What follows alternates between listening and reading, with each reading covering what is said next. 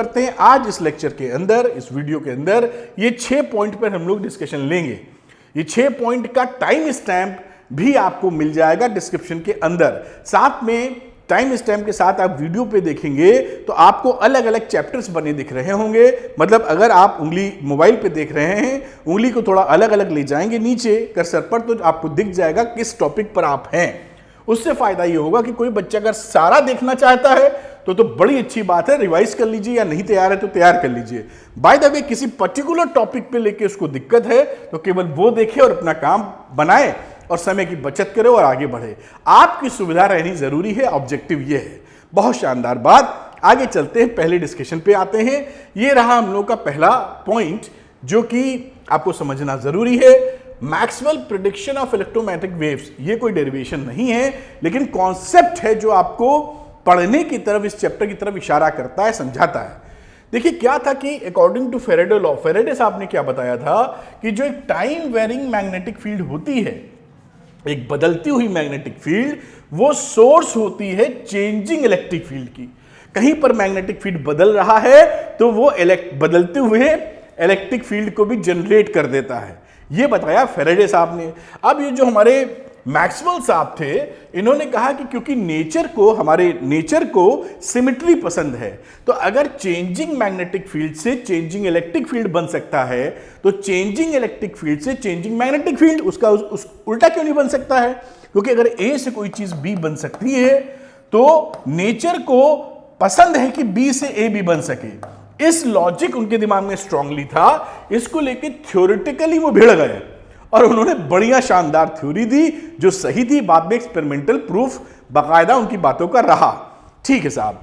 अब यहां पर इसी बात को देखते हुए कि जो चेंजिंग मैग्नेटिक फील्ड है वो इलेक्ट्रिक फील्ड जनरेट करेगा, changing electric field magnetic field, तो ये दोनों एक दूसरे को सपोर्ट करते रहेंगे। ये जनरेट होगा तो ये होगा, ये होगा तो ये होगा, तो ये दोनों आपस में कपलिंग कर लेंगे। एक का खाना दूसरा, दूसरा का खाना पहला, तो एक खाते रहेंगे और मजे लेते रहेंगे। खैर यही बात लॉजिक हो जाती है इलेक्ट्रोमैग्नेटिक वेव्स पे। ये ईएम वेव्स होती क्या हैं, ये 2 लाइन में लिखा है। अगर आपसे पूछा जाए व्हाट इज इलेक्ट्रोमैग्नेटिक वेव्स, तो खटाक से 2 लाइनें लिख सकते हैं। An electromagnetic wave is a wave radiated by an accelerated charge. ये कीवर्ड है, इलेक्ट्रोमैग्नेटिक वेव एक्सेलरेटेड चार्ज से पैदा होती है। एंड विच प्रोपोगेट्स मतलब चलना, बढ़ना आगे, which propagates through space as coupled electric and magnetic fields. Electric and magnetic fields oscillating perpendicular to each other and to the direction of propagation of the wave. देखिए जो electric field vector होता है और magnetic field vector, ये दोनों आपस में perpendicularly oxalate करता है, और जो इलेक्ट्रोमैग्नेटिक वेव होती है वो इन दोनों के परपेंडिकुलर होती है। मतलब अगर ये इलेक्ट्रिक फील्ड वेक्टर है ऊपर जा रहा है और ये मैग्नेटिक फील्ड वेक्टर है जो आपकी तरफ आ रहा है, तो ये इलेक्ट्रोमैग्नेटिक वेव आगे जा रही है। बात को पकड़ में आई होगी फिर से एक बार। ये इलेक्ट्रिक और ये मैग्नेटिक दोनों परपेंडिकुलर हो गए और मैं प्रोपोगेशन हूं, चल रहा हूं इलेक्ट्रोमैग्नेटिक वेव में, मैं तो तीनों देखिए एक दूसरे के परपेंडिकुलर हैं। यहां पर एक बात हमेशा ध्यान रखिएगा कि जो डायरेक्शन ऑफ प्रोपोगेशन होता है वेव का, डायरेक्शन ऑफ प्रोपोगेशन मतलब बढ़ना, प्रोपोगेशन ये बता दूं जैसे आपको मजा आ जाए, प्रोपोगेशन होता है जो वेव का वो E क्रॉस B के डायरेक्शन में होता है। तो जो इलेक्ट्रोमैग्नेटिक वेव है वो किस डायरेक्शन में चलेगी, E क्रॉस B निकाल लीजिए वेक्टर प्रोडक्ट, और उस डायरेक्शन में ईएम वेव चलेगी। तो बहुत बढ़िया ये बात समझ में आ जाती है। चलते हैं अगले हम लोग पॉइंट पर, जो समझ में आएगा, कॉन्सेप्ट बिल्डअप होगा और मजा आएगा आपको। चलिए साहब अब बात करते हैं हम लोग mathematical representation of electromagnetic waves. तो इलेक्ट्रोमैग्नेटिक वेव्स जिन्हें मैंने बताया कि ये देखिए एक्स की डायरेक्शन में electromagnetic direction of propagation, x की डायरेक्शन में बढ़ रही है इलेक्ट्रोमैग्नेटिक वेव। जो इलेक्ट्रिक वेक्टर हैं वो इस एक्स वाई प्लेन में है। ये इलेक्ट्रिक वेक्टर है किस प्लेन में है बेटा, एक्स वाई प्लेन में। और ये जो मैग्नेटिक वेक्टर हैं ये एक्स जेड प्लेन में है। देखिए तेली टेढ़ा बनाया, एक्स जेड प्लेन, समझ पा रहे होंगे। और ये दोनों कपलिंग करते हैं। यहां पर E क्रॉस B लेंगे तो आपको डायरेक्शन ऑफ EM वेव मिल जाएगा। ये कहानी है। कुछ इससे रिलेटेड इक्वेशंस वगैरह वो मैं बता देता हूं जो आपके काम आएगी और कॉन्सेप्चुअली आपको स्ट्रांग करेगी। चलिए बात समझने की कोशिश करते हैं। इसको मैं थोड़ा ऊपर ले जाता हूं। डायग्राम में थोड़ा रफ हाथ से ही बनाने वाला हूं, तो उसको थोड़ा बियर करना होगा आपको। ये साहब बनाया मैंने XYZ axis, X axis, Y axis, Z axis. यहां पर इलेक्ट्रिक फील्ड वेक्टर को मैं प्यार से ऐसे दिखा देता हूं, कोई इसमें प्रॉब्लम नजर नहीं आती। एक और बना देता हूं, चलो ये देखिए, X को हटाना पड़ेगा क्योंकि इस भिड़ गया ये रहा साहब X। और यहां एक दूसरा कलर यूज कर लेता हूं, वो मैग्नेटिक फील्ड के लिए है। तो मैं ऐसे ना बना के थोड़ा सा लेटरल शिफ्ट दूंगा इसको, ऐसे करते हुए देखिए। तो अगर ऐसे देंगे तो थोड़ा लेटा हुआ आपको फीलिंग आएगा। ऐसे करके थोड़ा तिरछा बनाना होगा जिससे समझ में आए। तो ये देखिए, ये हो गए आपके मैग्नेटिक वाले वेक्टर्स। इसी तरीके से आप बनाते चले जाएं, यहां पर ऐसे ऐसे खींचें और फिर आगे। और यहां इलेक्ट्रिक वेक्टर्स की बात करेंगे तो वो सीधे सीधे चलेगा। एक खास बात हमें ध्यान रखनी होगी इसके अंदर कि जो इलेक्ट्रिक वेक्टर्स होते हैं, रेड कलर वाले इलेक्ट्रिक फील्ड और ब्लैक कलर वाला मैग्नेटिक फील्ड, ठीक है, समझ में आई होगी बात बिल्कुल क्लैरिटी से। जो E एंड B का ऑक्सिलेटिंग नेचर है वो सेम फेज में होता है। मैं लिख देता हूं, E and E electric field और ये जो मैग्नेटिक फील्ड है are in the same phase. अब ये क्या, कौन सी चुड़िया है, मतलब सेम फेज का मतलब क्या है? तो सेम फेज का मतलब है जब इलेक्ट्रिक वेक्टर अपने पीक पर जाता है उसी समय मैग्नेटिक वेक्टर अपने पीक पर आता है। जब इलेक्ट्रिक वेक्टर जीरो होता है तो मैग्नेटिक वेक्टर भी जीरो होता है। तो जब जो जो जैसे ये चल रहा है वैसे ही ये चल रहा है। ये इसकी कहानी है। मेरे ख्याल से बात को आप पकड़ पाए होंगे जो मैं बताने की कोशिश कर रहा हूं। आगे कुछ अब इसकी इक्वेशंस लिख देते हैं फटाफट। अब मान लीजिए इलेक्ट्रिक वेक्टर को मुझे रिप्रेजेंट करना है, तो जो इलेक्ट्रिक वेक्टर है वो किस डायरेक्शन में, देखिए आप जानते हैं एक्स की डायरेक्शन वाले यूनिट वेक्टर को आई कैप बोलते हैं, वाई वाले डायरेक्शन में यूनिट वेक्टर को जे कैप और जेड वाले डायरेक्शन में हम बोलते हैं के कैप। ये नोटेशंस यूज करते हैं।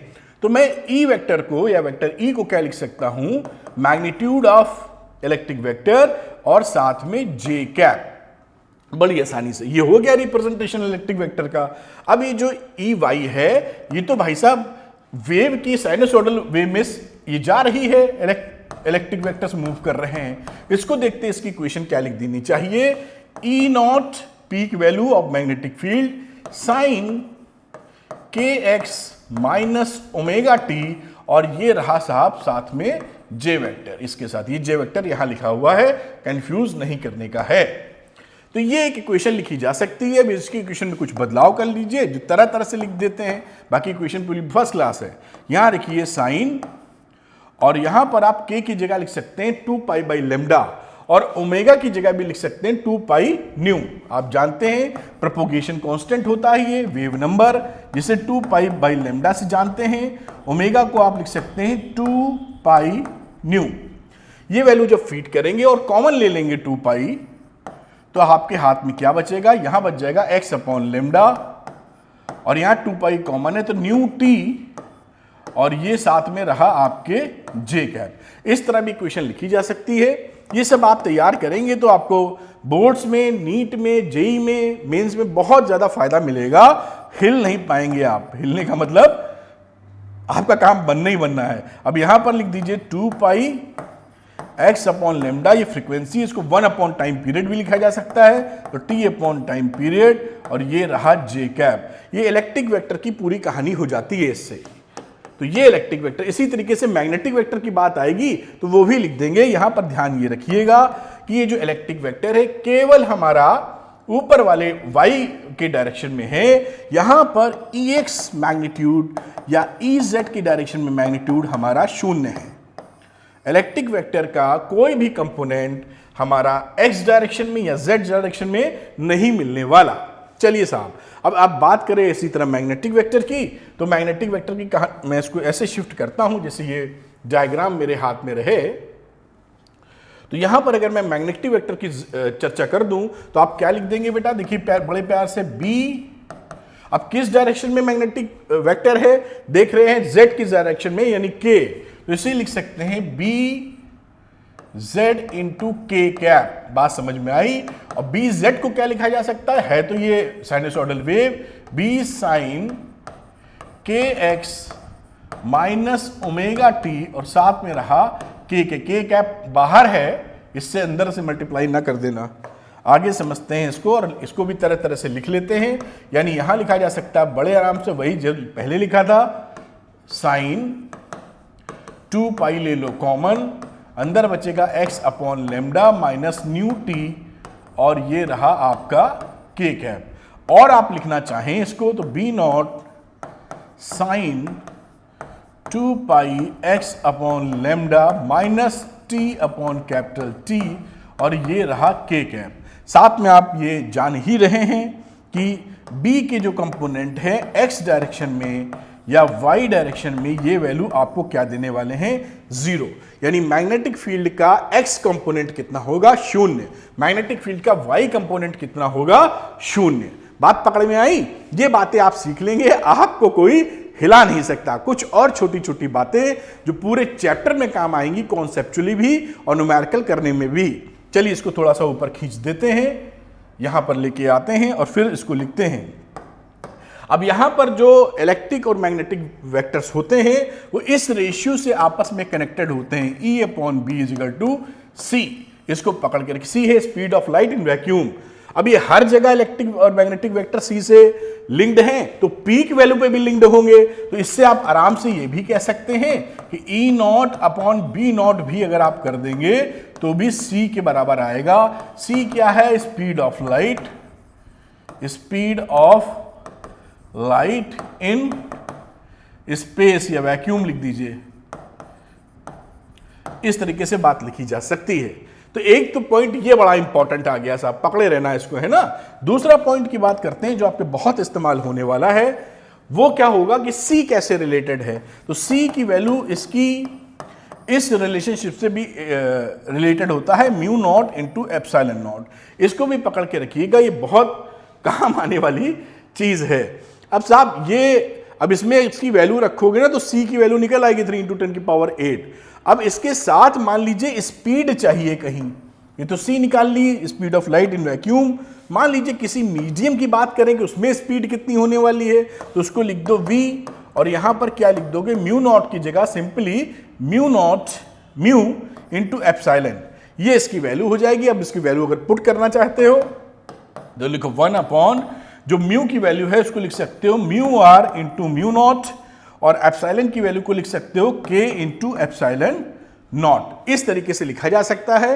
और अगर इससे रिलेट कर दो, क्योंकि इसमें एडिशनल क्या है इन दोनों में, म्यू आर और के, तो यहां पर इसको लिख सकते हो C अपॉन अंडर रूट के म्यू आर। भाई इस वाली रिलेशन में देखो अंडर रूट म्यू नॉट और एप्सिलॉन नॉट है, म्यू नॉट एप्सिलॉन नॉट की वैल्यू रख दो, म्यू आर के बचा रह गया। तो इतनी बात अगर आप ध्यान रख लेते हैं, मजा ही मजा है। चलिए अगले डेरिवेशन की तरफ चलते हैं, आइए। तो बच्चों करते हैं अगला डेरिवेशन। आपके एग्जाम में अक्सर पूछा जाता है कि show that electromagnetic waves are the transverse wave. ये कैसे शो करेंगे? जो मैं डेरिवेशन करा रहा हूं बिल्कुल करिए। अगर ये डेरिवेशन आपको कंफर्ट नहीं देता, आप थोड़े में काम चलाना चाहते हैं, 3 नंबर का अगर प्रश्न है तो ये करना जरूरी है। अगर ये नहीं करते हैं, केवल लिखना चाहते हैं, तो आप इतना कह सकते हैं कि इलेक्ट्रिक वेक्टर्स और मैग्नेटिक वेक्टर्स परपेंडिकुलर डायरेक्शन में मूव करते हैं प्रोपोगेशन ऑफ द वेव की। प्रोपोगेशन ऑफ द वेव की डायरेक्शन में इलेक्ट्रिक वेक्टर कंपोनेंट नहीं होते, इसलिए ये ट्रांसफर वेव हैं। इसमें 3 में 1.5 नंबर मिल जाएंगे आपको। लेकिन अगर 3 में 3 चाहिए तो ये करना होगा जो मैं करने जा रहा हूं।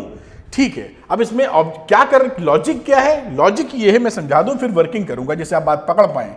हमने देखा था अभी कि एक्स वाई जेड अगर मैं बना लूं यहां पर, और ये x हो गया साहब, इसे मैं y बोल देता हूं, इसे मैं z बोल देता हूं, तो प्रोपोगेशन ऑफ द वेव अगर x डायरेक्शन में था तो इलेक्ट्रिक वेक्टर्स जो हमारे थे वो इस प्लेन में थे, आपने देखा था इस तरीके से मूव कर रहे थे।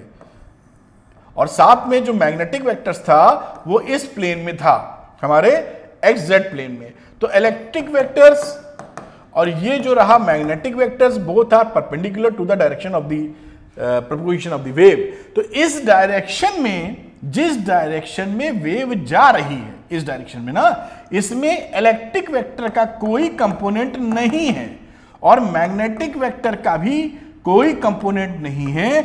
अगर हम ये साबित कर दें तो ये पक्की बात हो जाएगी कि ये ट्रांसवर्स वेव है, क्योंकि आप जानते हैं कि जो लॉन्गिट्यूडनल वेव्स होती हैं उसमें जिस डायरेक्शन में प्रोपगेशन होता है उसी डायरेक्शन में ऑक्सीलेशन होता है लॉन्गिट्यूडनल वेव्स का, ये पढ़ रखा आपने। और ट्रांसवर्स वेव की कहानी में हमारा जो मूवमेंट ऑफ द पार्टिकल है, मीडियम अगर है, तो वो हमेशा perpendicular to the propagation of the wave होता है। तो यहां पर जब मैं ये दिखा दूंगा कि ये दोनों वेक्टर जीरो हैं और परपेंडिकुलर वाले हैं ही, तो ये सिद्ध हो जाएगा, प्रूव हो जाएगा कि ये ट्रांसवर्स वेव हैं। अब ऐसे इतना लिख देंगे तो 3 में 1.5 नंबर मिल जाएगा आपको, लेकिन अगर पूरा चाहिए तो देखिए कितने ट्रिकी तरीके से इसको किया जाता है, मैं आपको बताता हूं, है आसान। तो चलिए इसको मैं ऊपर लेके जाता हूं और आपके लिए डेरिवेशन करता हूं। अब हम लोग एक कंसीडर करते हैं plane electromagnetic wave, considering plane electromagnetic wave, electromagnetic wave moving in X direction. अब आपको मालूम है कि अगर ये मूव करेगा एक्स डायरेक्शन में तो इसका जो वेव फ्रंट है वो किस तरह से होगा, किस प्लेन में होगा, YZ प्लेन में होगा। अभी मैं आपको फोटो बना के दिखा देना चाहिए मेरे ख्याल से। तो ये रहा XYZ, X Y, ये X है, ये साहब Y है, ये Z है। और इस तरीके से मैं एक बना रहा हूं आपके लिए डायग्राम, आप समझ लीजिए पेपेलोपाइड, और यहां पर मुझे ऐसा बनाना चाहिए, ऐसे, और ये रहा साहब इस तरीके से, तो कुछ फील आपको मिल जाएगा।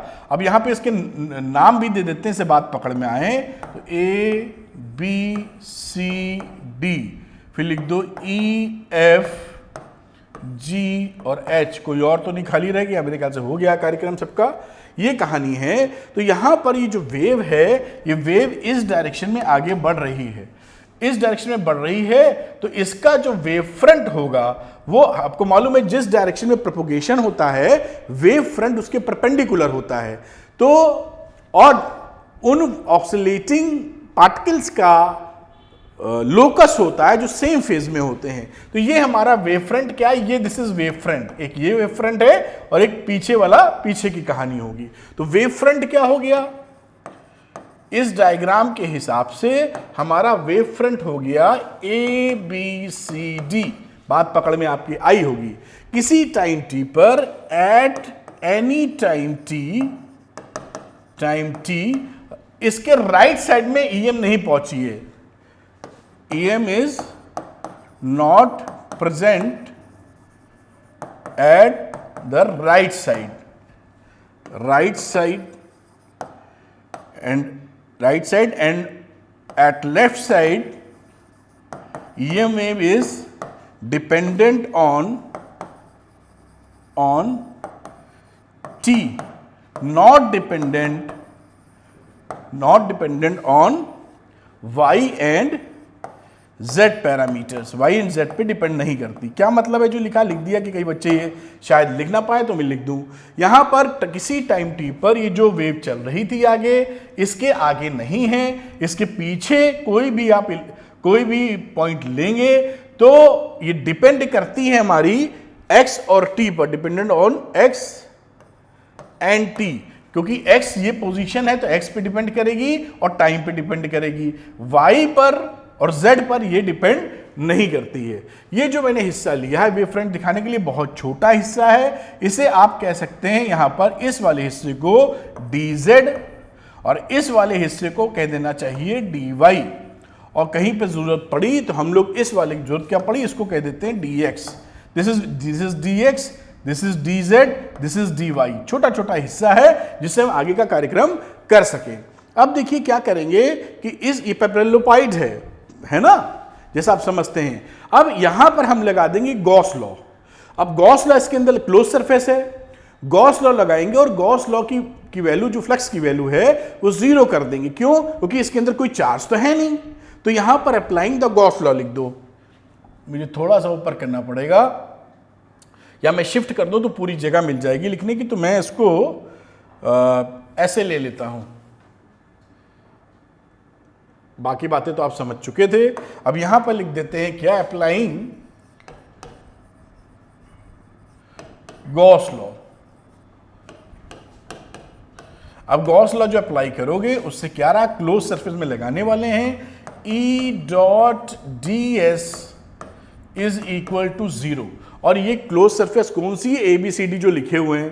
तो आप चाहिए तो अभी तोड़ के लिखना होगा, मैं ABCD करके पूरा लिख देता हूं। तो AB यहां लिखिए, तो ABCD ये देखिए कवर हो गया। इसके बाद EFGH पकड़ लो, EFGH पे सारा क्लोज करना पड़ेगा। तो EFGH मतलब ये पूरा हिस्सा क्लोज किया हुआ ऐसे लिखने पर। अब इसको तोड़ दो, ब्रेक करते हैं हिस्से में, तो थोड़ा सा लंबाई में ब्रेक होगा।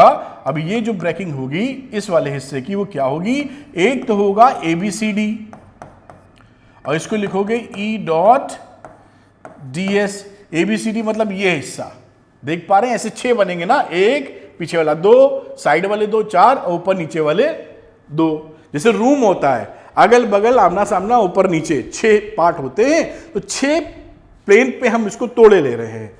प्लस लिख दीजिए इसके साथ EFGH, इसको भी लिख लिया E डॉट DS। इसको एक सेगमेंट में ले लिया, आगे पीछे वाला है ये EFGH का मतलब EFGH। अब इसी की तरह दूसरा सेगमेंट पकड़ लो, मुझे यही लिख देता हूं प्लस इसी के साथ। अब आ जाओ साइड वाले में, मान लो AEFB पकड़ रहे हो, AEFB E डॉट DS और इसी के पीछे वाला हिस्सा HGCD, तो HGCD E डॉट DS। ये देखिए इसकी कहानी कंप्लीट हो गई। फिर अब ऊपर नीचे वाला हिस्सा बचा, तो अब इसको कर सकते हो ADHE,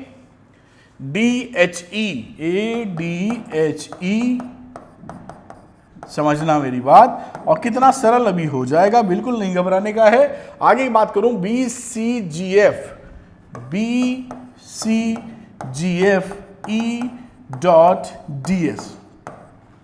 ये वैल्यू 0 है। क्यों 0 है? क्योंकि Q इनसाइड यहां पर कितना था? 0 था। वरना आप लिखते हैं Q inside upon epsilon not, ये क्योंकि Q इनसाइड 0 है, इस वजह से ये चीज हमारी 0 के बराबर हुई है। अब इसमें देखिए, अब बच्चों यहां पे देखिए कि हमने ये बोल रखा था कि जो इलेक्ट्रिक फील्ड है वो Y और Z पे डिपेंड नहीं करता। E डज नॉट डिपेंड, बोला था पहले, क्योंकि प्लेन वेव थी ऑन Y एंड Z। इस वजह से ये पेयरिंग देखिए इन दोनों की पेयर में कि ये जो हिस्सा है ये Y एक्सिस है ना, इससे परपेंडिकुलर वाला ये जो हिस्सा है ये, इसमें और इसका जोड़ा नीचे वाला ये पेयर, नीचे वाला हिस्सा ये दोनों परपेंडिकुलर हैं। इलेक्ट्रिक फील्ड Y पर डिपेंड नहीं करता, जो इलेक्ट्रिक फील्ड यहां होगा वही इलेक्ट्रिक फील्ड यहां होगा, और दोनों के एरिया वेक्टर होंगे एक दूसरे के अपोजिट। तो पेयर वाइज तरीके से ये दोनों आपस में, इसका जो रिजल्ट आने वाला है वो कितना हो जाएगा? 0 बेटा। मैं इसको, उसका रिजल्ट क्या हो जाएगा? 0, यानी ये वैल्यू हो जाएगी 0। बात पकड़ में आई कि नहीं आई? फिर से एक बार, हमारा इलेक्ट्रिक वेक्टर Y पे डिपेंड नहीं करता, तो Y डायरेक्शन में जो भी होगा वो यहां पर भी होगा, और जो भी अगर होगा तो वो यहां पर भी होगा, ठीक सेम ही होगा। अब इस वाले फेस का एरिया वेक्टर ऊपर और इस वाले फेस का एरिया वेक्टर नीचे, तो दोनों जो निकालोगे पेयर में E डॉट DS एक दूसरे से नेगेटिव साइन लिए आ जाएंगे, तो कैंसिल आउट कर देंगे, क्योंकि E तो चेंज हो नहीं रहा और एरिया भी सेम है। यही लॉजिक लग जाएगा इसके लिए Z के केस में। Z के केस में देखिए नॉर्मल वाला फेस कौन सा है? ये वाला नॉर्मल वाला फेस है। कलर कोई बदलने की कोशिश करता हूं, ये देखिए ये फेस हमारा नॉर्मल फेस है, ये फ्रंट वाला, ये फ्रंट वाला, ये इसी की तरह बैक वाला, ये देखिए ये जो फेस है ये हमारा नॉर्मल फेस है z के लिए, तो यहां ई z पे डिपेंड नहीं करता, तो जो इलेक्ट्रिक वेक्टर यहां होगा वही पीछे की तरफ होगा। तो एरिया वेक्टर दोनों अपोजिट हैं, यानी पेयर वाइज ये भी मिलके कितना दे देगा, 0। बात पकड़ में आई? क्योंकि किस वजह से, E does not depend on y and z। अगर ये बात हमारी समझ में आ जाती है तो हमारा रिजल्ट केवल इतना मिलेगा।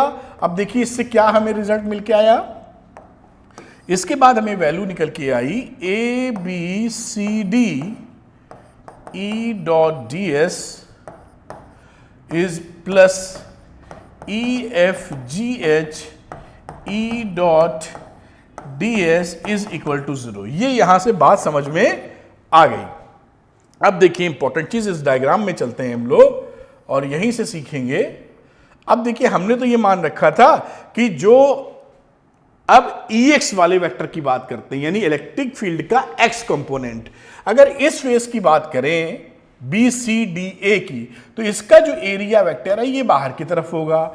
इस वाले फेस का जो एरिया वेक्टर है वो इस डायरेक्शन में होगा। S वेक्टर दिखा देता हूं, यूनिट वेक्टर कह लीजिए या एस वेक्टर दिखा दीजिए, इसी तरह एस वेक्टर लेकिन निगेटिव डायरेक्शन में। यहां पर अगर EX कंपोनेंट में ले लूं इलेक्ट्रिक फील्ड का, ठीक, और इस डायरेक्शन में मैं E डैश एक्स, क्योंकि एक्स पर डिपेंड करता है, इलेक्ट्रिक फील्ड सेम थोड़ी होगा, एक्स पर डिपेंड करता है, तो यहां पर EX है, यहां पर इस एक्स है, तो इस वैल्यू को यहां पर क्या लिख सकते हैं, अगर मैं लिखने जाऊं ABCD को ABCD और E डॉट ds को, और यहां अगर मैंने EX मान रखा है x की डायरेक्शन में, तो ये वैल्यू हो गई EX, और एरिया वेक्टर लिख दीजिए, मैं यहां पर सीधे एरिया वेक्टर की जगह S लिख देता हूं, उसके मैग्नीट्यूड को, एरिया को, तो ये S हो जाएगा। यहां आप लिखना चाहिए इसका एरिया क्या हो जाएगा, dz into dy, dy into dz। ये एरिया हो गया लेंथ इंटू ब्रेथ, ये लेंथ इंटू ब्रेथ, बात पकड़ में आई होगी। यहां चलिए इसके लिए, तो यहां के लिए थोड़ा सा इसको शिफ्ट करने की जरूरत पड़ रही है। यहां के लिए बात की जाए तो यहां पर क्या लिखोगे बेटा, यहां लिखोगे EFGH और E डॉट ds जब लिखने जाओगे तो इलेक्ट्रिक वेक्टर तो वही रहा, लेकिन ये एरिया वेक्टर निगेटिव है, तो आ जाएगा EX dash dy into dz, क्योंकि इसका एरिया वेक्टर अपोजिट डायरेक्शन में तो माइनस में आ गया। इसी का इस्तेमाल हम करेंगे और देखिए कैसे आराम से प्रूफ होने वाला है। ये बात समझ में आ गए। अब ये E डॉट ES को लिख दीजिए यहां से EX dy dz, और यहां वैल्यू लिख दीजिए इसकी minus E dash x dy dz बराबर 0। बात पकड़ में आती है। अब यहां पर dy dz कॉमन ले लो, ये तो एरिया था बेसिकली, अंदर क्या बचा EX minus E dash x बराबर 0। अब dy dz तो 0 होंगे नहीं, इसका मतलब ये दोनों का प्रोडक्ट अगर 0 है तो सिंपल मतलब क्या है कि EX minus E dash x must be 0। एक तो इनका घटाव 0 हो, या ऐसा हो सकता है कि हमारे EX और E डैश x आप खुद ही 0 हो, तो 0 में से 0 गया तो 0 आ गया। बात पकड़ में आई। अब देखिए इस केस की बात करते हैं। अगर हम माने कि ये केस ट्रू है, if this case is true, इसका मतलब क्या है, EX is equal to E dash x।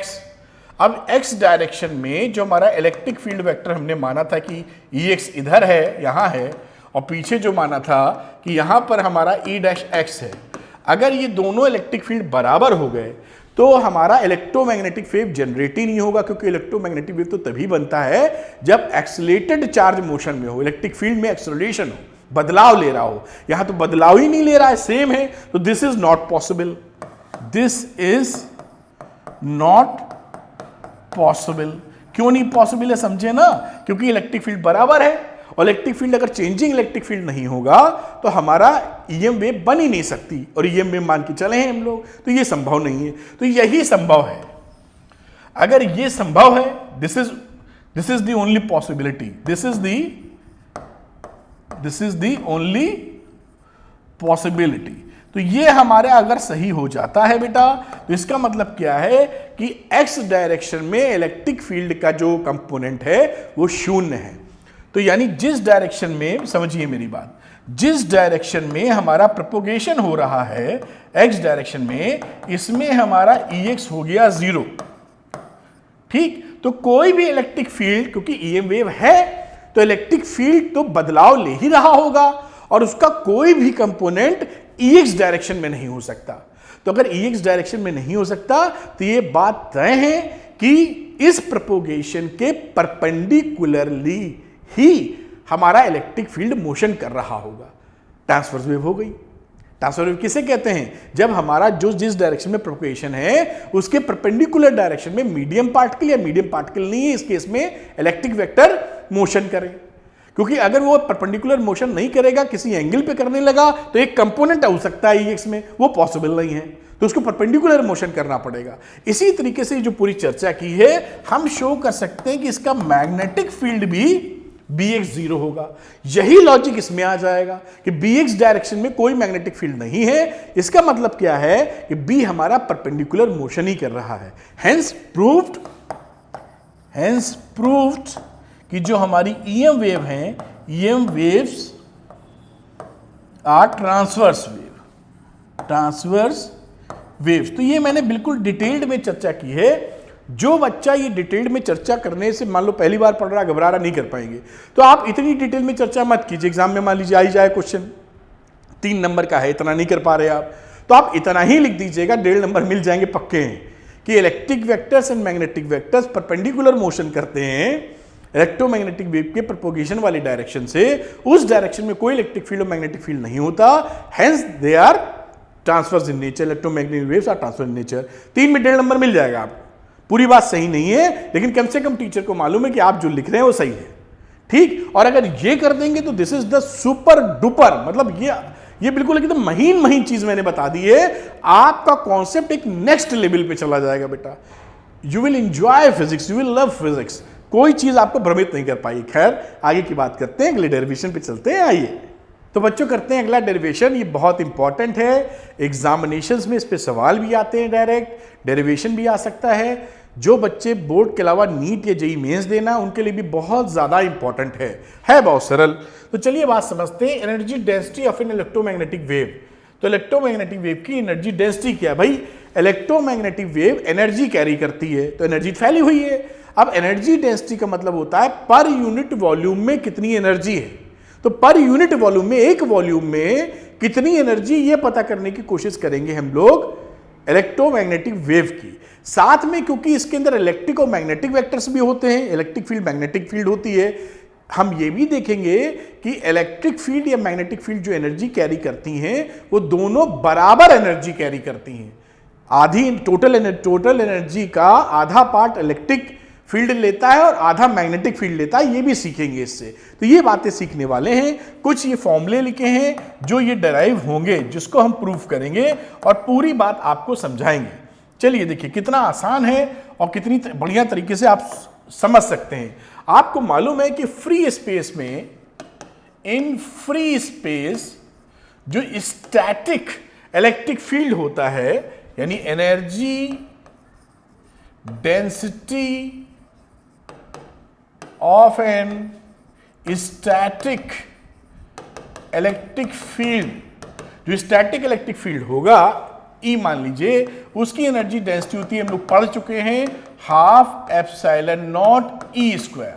ध्यान दीजिएगा यहां वर्ड पर स्टैटिक इलेक्ट्रिक फील्ड लिखा हुआ है। इसी तरीके से मैं अगर बात करूं मैग्नेटिक फील्ड की, तो फिर पूरी कहानी इन स्टैटिक मैग्नेटिक फील्ड B, अगर कहीं स्टैटिक मैग्नेटिक फील्ड B है तो उसकी एनर्जी डेंसिटी क्या होगी? उसको मैं लिख सकता हूं UB 1/2 epsilon not B square. ये क्या है? Energy density. और यही बात इसके लिए भी है, ये भी एनर्जी डेंसिटी। बात समझ में आ रही होगी। बस ध्यान वाली बात क्या है, ये स्टैटिक और स्टैटिक। अब अगर मैं टोटल एनर्जी का जिक्र करूं, static electric field, total energy density of static electric field and magnetic field दोनों स्टैटिक इन नेचर हैं, तो दोनों को जोड़ देना होगा भाई। U टोटल क्या हो जाएगा, UE प्लस UB, ऊपर से वैल्यू आ गई half epsilon not E square plus 1/2 mu naught B square. ये टोटल एनर्जी डेंसिटी आ गई। अब हमारी जो इलेक्ट्रोमैग्नेटिक वेव होती है बच्चों, वो स्टैटिक तो नहीं होती, वो तो चेंजिंग होती है। इलेक्ट्रिक फील्ड वेरी करता है, मैग्नेटिक फील्ड वेरी करता है और साइनसोइडली वेरी करता है। तो अगर साइनसोइडली वेरी करता है तो अगर हम इसमें, अब यहां लिख दीजिए electromagnetic waves, electromagnetic waves energy carry करती हैं, वो भी electric and magnetic field E and B vary sinusoidally in space and time. तो ये आपका electromagnetic wave E and B vary करता है sinusoidally in space and time. इसलिए अगर इसमें हम E की जगह ERMS रख दें, जो कि हम नॉन अल्टरनेटिंग करंट में पढ़ा था, कोई साइनसोइडली वेव कर रहा है तो उसकी एवरेज वैल्यू ERMS से देख लेते हैं, तो ये हमें एनर्जी डेंसिटी मिल जाएगी। यानी ये जो एनर्जी डेंसिटी होगी इस समय यहां पर हम लोग 1/ε0 और ERMS से रिप्लेस कर देते हैं। यहां पर 1/2 म्यू नॉट BRMS से इसको रिप्लेस कर देते हैं। तो ये बेसिकली पहला इक्वेशन आपके पास, ये टोटल एनर्जी डेंसिटी है इलेक्ट्रोमैग्नेटिक वेव की, जो ERMS और BRMS से चेंज की गई है। अब इसके आगे कुछ और चर्चा करेंगे। अब ERMS BRMS से बढ़िया क्या रहता है, हम जानते हैं कि जो ERMS की वैल्यू होती है वो होती है E0/√2 और BRMS की जो वैल्यू होती है वो होगी B0/√, ये रिलेशनशिप होती है पीक वैल्यू। इसमें अल्टरनेटिंग करंट में खूब बढ़िया तरीके से पढ़ रहा है।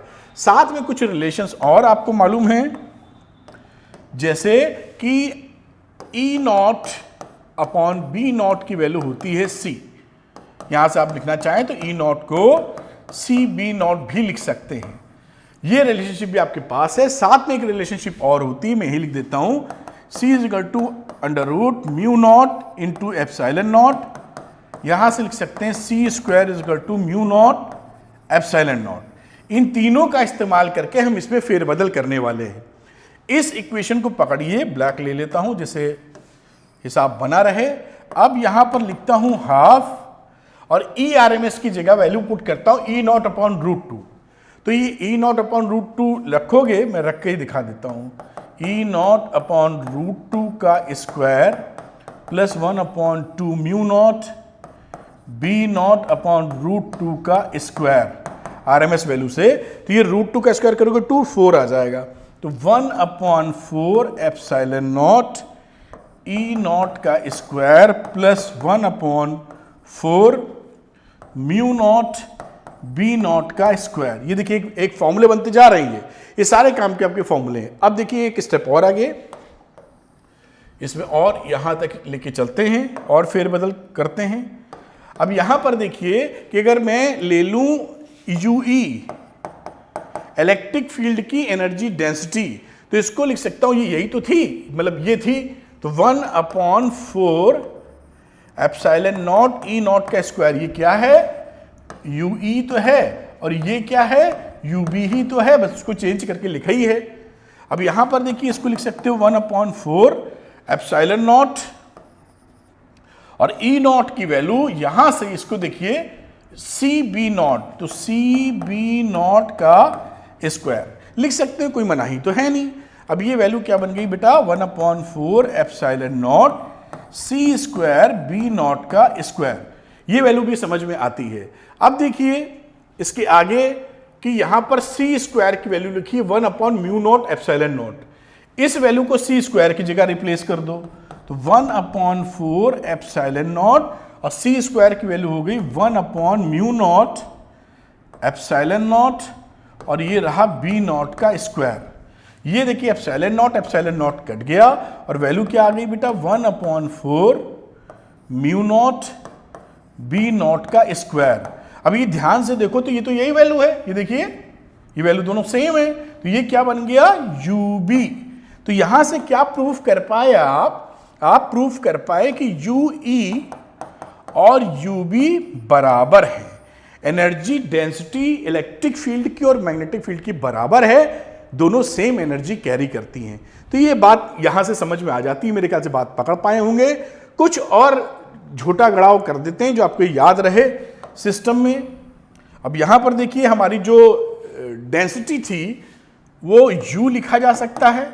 U में 1/4 एप्सिलॉन नॉट अभी लिखा था वहां, ई स्क्वायर नॉट का स्क्वायर लिख सकते हो 1/4। अब इसी को अगर चेंज करने की बात करो तो क्योंकि दोनों बराबर हैं, भाई दोनों बराबर, ये क्या है U का मतलब है UE प्लस UB।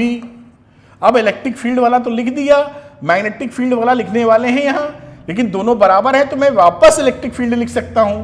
तो इसको लिख दीजिए ई नॉट स्क्वायर, क्योंकि ये दोनों आपस में इक्वल है, तो इसकी जगह यही लिख दिया। अब ये वैल्यू कितनी बन गई, ये बन गई 1/2 एप्सिलॉन नॉट ई नॉट का स्क्वायर। ये देखिए ये total energy density half epsilon not E not का स्क्वायर आ गई।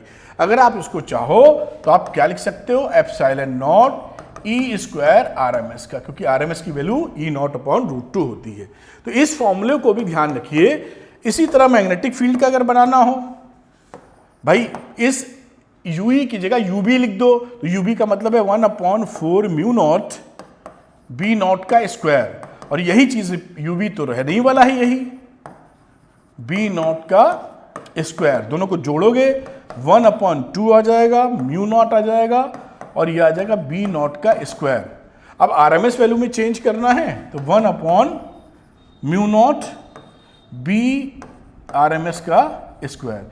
ये बात आप नोट कर लीजिए, ये पूरी बात आपकी कह दी जाती है। इतना आपको आता है तो आपको बहुत आता है, चिंता की कोई आवश्यकता नहीं, कोई नहीं हिला पाएगा आपको। तो ये बात आप सीख गए। चलते हैं अगले डेरिवेशन पे, आइए।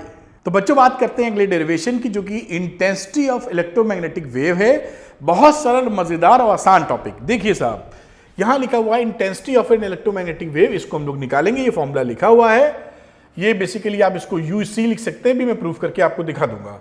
दी डेफिनेशन क्या है, डेफिनेशन है कि the energy crossing per unit area, per unit time, per unit area, per unit time perpendicular to the propagation of the wave. अगर हमारे पास प्लेन प्रोग्रेसिव वेव है, इलेक्ट्रोमैग्नेटिक वेव जो एक्स डायरेक्शन में चल रही है, तो इस डायरेक्शन में per unit area, per unit time कितनी एनर्जी क्रॉस कर रही है, उसे ही हम बोलेंगे intensity of the electromagnetic wave. यही बात मैं ये करके दिखाऊंगा, और इंटेंसिटी की जो भी ये फॉर्मूले लिखे वो डिराइव हो जाएंगे। चलिए मैं आपको थोड़ा समझाता हूं, इसको हटाओ, पूरा करके मैं दिखाता हूं आपको। एक सिलेंडर ले लेते हैं हम लोग समझने के लिए। ये बना दिया मैंने आपके लिए सिलेंडर सा। अब ये इलेक्ट्रोमैग्नेटिक वेव एक्स डायरेक्शन में जा रही है, इस डायरेक्शन में प्रोपोगेशन जो है उसकी वेलोसिटी c है। इसका क्रॉस सेक्शन एरिया आप ले लीजिए a है, इसकी जरूरत पड़ेगी, और t टाइम में यहां से यहां तक पहुंची है, तो इसकी लेंथ कितनी हो जाएगी, स्पीड इंटू डिस्टेंस, मतलब c into delta T. Delta T वक्त लगा है पॉइंट A से पॉइंट B तक इसको पहुंचने में। बात पकड़ में आई इतनी? अब इसके आगे की वर्किंग करेंगे। फिर से एक बार रिपीट कर रहा हूं, हमारा इलेक्ट्रोमैग्नेटिक वेव C डायरेक्शन में आगे चल रहा है, उसका फ्री स्पेस में स्पीड c है। क्रॉस एक हम लोगों ने सिलेंडर एज्यूम किया है जिसका क्रॉस सेक्शन एरिया a है। इसी के अंदर एनर्जी की बात करेंगे, भाई कुछ चाहिए वॉल्यूम ना, तो ये ले लेते हैं, इसके अंदर एनर्जी की बात करेंगे। ये डिस्टेंस या लेंथ कितनी हो गई, यहां से यहां पहुंचने में इसको डेल्टा टी टाइम लगा, तो डिस्टेंस हो गई c into delta T. Distance equal to speed into time. बहुत सुंदर बात है। अब देखिए कि जो एनर्जी कंटेन्ड है इसके अंदर, मैं लिख देता हूं, energy contained in this cylinder, ये सिलेंडर है ना, आप जान ही रहे हैं, इस सिलेंडर के अंदर कंटेन्ड इन दिस सिलेंडर कितनी एनर्जी है, टोटल एनर्जी की बात कर रहा हूं मैं। इसकी पूंछ हटाऊं पहले, तो ये टोटल एनर्जी की बात कर रहा हूं ऐसे, तो कितनी होगी एवरेज डेंसिटी, एनर्जी डेंसिटी मतलब, तो एवरेज एनर्जी डेंसिटी जो पर यूनिट वॉल्यूम में होती है और उसको मल्टीप्लाई करना पड़ेगा किससे, इनटू वॉल्यूम, तो निकल आएगा भाई एनर्जी डेंसिटी होती है एक यूनिट वॉल्यूम में और इसके वॉल्यूम से मल्टीप्लाई कर देंगे तो हो जाएगी टोटल एनर्जी। बड़ी अच्छी बात है। अब देखिए एवरेज एनर्जी डेंसिटी होती थी U, टेल वाला U, और इसका वॉल्यूम कितना हो जाएगा, एरिया इंटू लेंथ, तो ये रही एरिया और लेंथ रहा C इंटू डेल्टा टी, ये आपकी टोटल एनर्जी आ गई। अब इंटेंसिटी ऑफ द वेव, तो इंटेंसिटी ऑफ द वेव वो क्या पढ़ा था, जो per unit time per unit cross section area जा रहा है, तो total energy upon per unit area and per unit time. बात समझ में आई, total energy per unit area per unit time, this is the intensity of the wave. अब इसकी वैल्यू यहां पुट कर देते हैं बेटा, यहीं रख दो, अभी यहां रख देते हैं, तो U की वैल्यू हो गई U into A into C into delta t upon area into delta t. Colour change कर लेते हैं जिससे आप रिकॉग्नाइज कर पाए, पहचान पाए। यहां से देखिए एरिया से एरिया कट गया, डेल्टा टी से डेल्टा टी कट गया, वैल्यू क्या आ गई U इंटू सी। इस फॉर्मूले की गांठ बांध लें, मतलब बड़ा काम का है कि इंटेंसिटी का जो फॉर्मूला है, इंटेंसिटी ऑफ ईएम वेव वो हो जाएगी एनर्जी डेंसिटी U इंटू सी, ये आपकी इंटेंसिटी निकल आई। अब इसमें फॉर्मूला जो भी हमने पढ़ रखा वो लगा मारो इसमें, जैसे हम लोग आई पढ़ते थे, इंटेंसिटी एनर्जी डेंसिटी अभी निकाली थी हम लोगों ने, बहुत तरह से निकाली है, हाफ लिख लो, एप्सिलॉन नॉट लिख लो, और ये ई नॉट का स्क्वायर इंटू सी कर दो, ये भी आ गई। साथ में हम लोगों ने ये भी पढ़ा था कि एप्सिलॉन नॉट ERMS का स्क्वायर U की जगह इंटू सी, ये भी वैल्यू आ गई। इसी तरह B का जिक्र करें इंटेंसिटी में, B के फॉर्म में, तो आप लिख सकते हो 1/2 म्यू नॉट, और ये वैल्यू रही B नॉट का स्क्वायर इंटू सी। यहां बात करो तो म्यू नॉट की बात करी जाए 1/म्यू नॉट, और ये रहेगी BRMS का स्क्वायर इंटू सी। ये सारी एनर्जी डेंसिटी के फॉर्मूले जो आपके इस्तेमाल में आते रहेंगे, तो इसको पकड़ के रखिए, ये वेरी इंपॉर्टेंट है। और देखिए किस तरीके से, कितनी सरलता से आप समझ सकते हैं, कोई भी मतभेद नहीं हो सकता आपको, इतना आसान। अगर आप लाइन बाय लाइन समझते जा रहे हैं, आपको एकदम जैसे लगेगा धूल छटती जा रही है, धुंध छटती जा रही हो, कितना सफाई से आपको दिखाई पड़ रहा है। तो उम्मीद है आपको ये पसंद आया होगा। चलिए अगले डेरिवेशन पे चलते हैं, आइए। तो बच्चों अगली बात समझते हैं, ये बड़ी इंपॉर्टेंट, एग्जाम में बहुत पूछा जाता है और इससे सरल कुछ होता ही नहीं है। वो पूछते क्या है कि momentum of N electromagnetic wave, क्या इलेक्ट्रोमैग्नेटिक वेव मोमेंटम ट्रांसफर करती है, आंसर करती है, कितना करती है वो भी समझ लीजिए। अगर हमारी इलेक्ट्रोमैग्नेटिक वेव चल रही है और किसी सरफेस पे फॉल करती है, टोटल एनर्जी वो ट्रांसफर करती है या देती है उस सरफेस को, वो है U, और कितना टाइम लेती है समझ लीजिए, टाइम t में देती है, तो उसका जो मोमेंटम होता है P, वो होता है U/c। इसको याद रखें, this is the momentum of EM wave. ये बहुत ही सरल है और कोई भी इसमें दिक्कत की बात नहीं आती। इस तरीके से इसको पकड़ के रखें और आप देखेंगे कि जो भी चीज हमने पढ़ी है अभी तक, वो सारी